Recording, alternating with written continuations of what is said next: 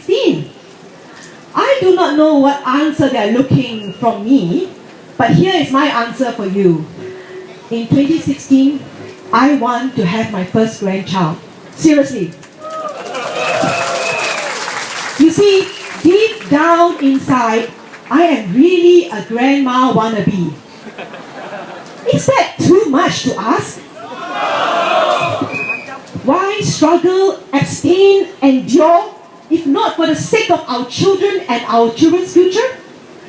For Singaporeans, moms like me, all that we do, our life's purpose, is really for our kids. I'm sure moms out there are like me. We want to grow old in the company of our children and our grandchildren. Is that too much to ask?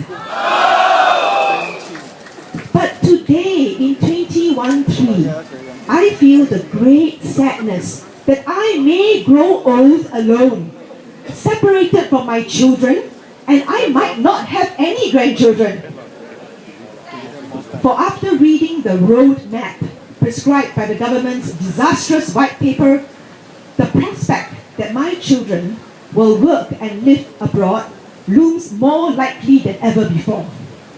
The white paper shows us that every year, more and more Singaporeans are living and working abroad.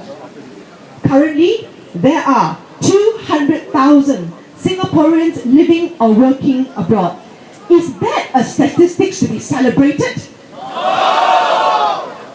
It paints a sorrowful picture, at least for me, for every Singaporean son or daughter who is living and working abroad. There is a Singaporean mom who misses her child in painful silence.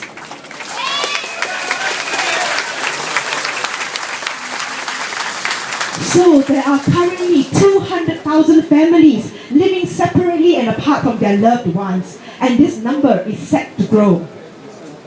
If our missing loved one eventually returns back to Singapore for good, then our sacrifice would have been vindicated. But we all know many overseas Singaporeans remain abroad indefinitely, leaving their parents to grow old by themselves. Over Chinese New Year, the Straits Times published on its front page a photo of a family having their reunion dinner in front of a huge TV screen in which a family member joined by internet. Perhaps the Straits Times intended the photo to be a picture of festive joy. For me, the picture makes me feel so sad. I do not want to be that family who have to make do with a virtual image of their loved one instead of his physical presence.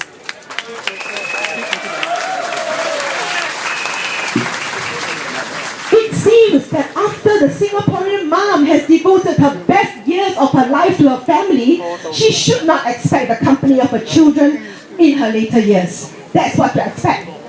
As for our children who do live in Singapore, they will take years to feel financially secure enough to settle down. And by the time they do settle down, it might be too late for them to have children. A host of factors conspire against those who want to marry and have children. Long working hours, long queue for affordable housing, high cost of living, and the list goes on. For those who do get married, it is a struggle for them to stay married, given the stresses of living. And even if they are married, they do not even have the confidence to start a family. In the past days, you have heard so much about our low birth rate.